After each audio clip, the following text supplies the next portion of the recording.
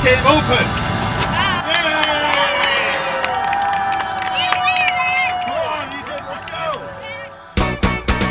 It was December 2009 and I got a phone call. It was from a Make-A-Wish wish granter. She told me that a family for whom she was granting a wish, the Cowells, had a gravely ill youngster who had just that day left the University of Arizona, Tucson. They left knowing that the child was terminal. His name was Colten. I was asked, could I bring the Batmobile? Well, of course I could bring the Batmobile, but what I also did was I contacted Santa, who was all the way up at the North Pole.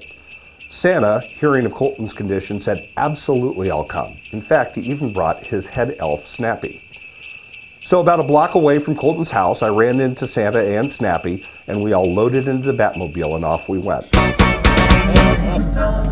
He'll come around when the chimes ring out. It's Christmas morning again. Merry Christmas! Peace on earth will come to all. Is this where Colten lives? Oh!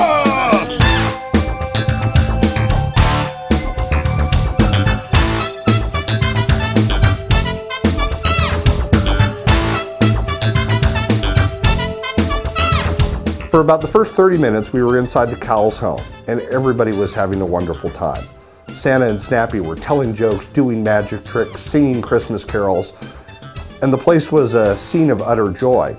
I was standing up close to the front of the room, though, and as I was standing next to Santa, I could see into the kitchen, and there I saw the people from hospice setting up the morphine and the oxygen that would be Colten's constant companions for the next 2 weeks until he passed. I remember thinking to myself, I've never been so happy and so sad all at the exact same point in time. It was a few minutes later and the party let up and I went up to Mr. Cowell, Earl, and I put the keys to the Batmobile in his hand and I said, you've got to take your son for a ride. For all my talk of giving back, I'd owned Batmobile for 6 months and I'd never given the keys to somebody who I'd never met before, but I felt compelled to do it in this case.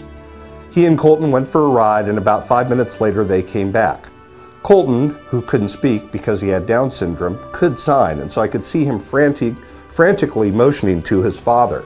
With welled up eyes and a shaken voice, he motioned to me, he wants to go again. He's asking for more. And so I told them to go off.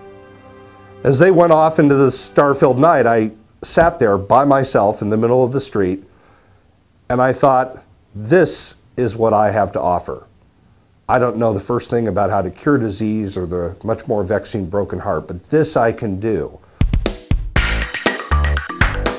When we first met Ethan, we at the time used our Batmobile to make visits to the homes of gravely and terminally ill children, as we still do today.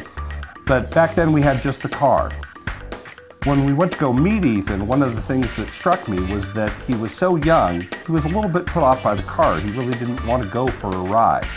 What he did want, and he asked me about repeatedly, was, could I go to the Batcave? I told him that, of course, nobody can go to the Batcave. It's a very, very secretive place, and only a very few people even know where it is.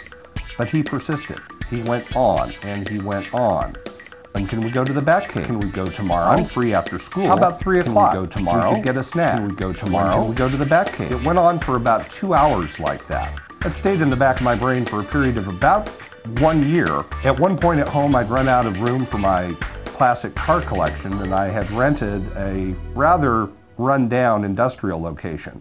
And I finally thought to myself, if I don't build a Batcave now, I never will.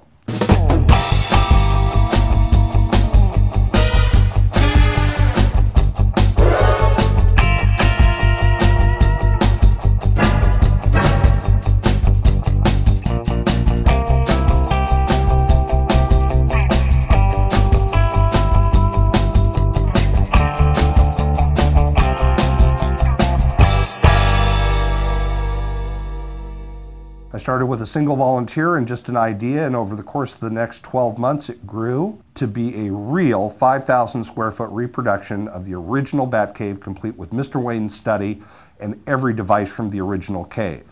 We had volunteers who made a switchboard, we had volunteers who made oscilloscopes, we had volunteers who did everything. And without them, none of this would have come to fruition. I can't tell you how happy it makes us to finally have brought this one across the finish line. We really feel now like we're in a great position to help families, kids that are sick, and to help our community. And ultimately, that's what it's all about. It's the same idea that was important to Mr. Wayne. Mr. Wayne was a wealthy guy, but he didn't spend his money on himself, or at least not to a great degree. To him, the best use of his funds was to make Gotham a better place for all, and that's our goal too.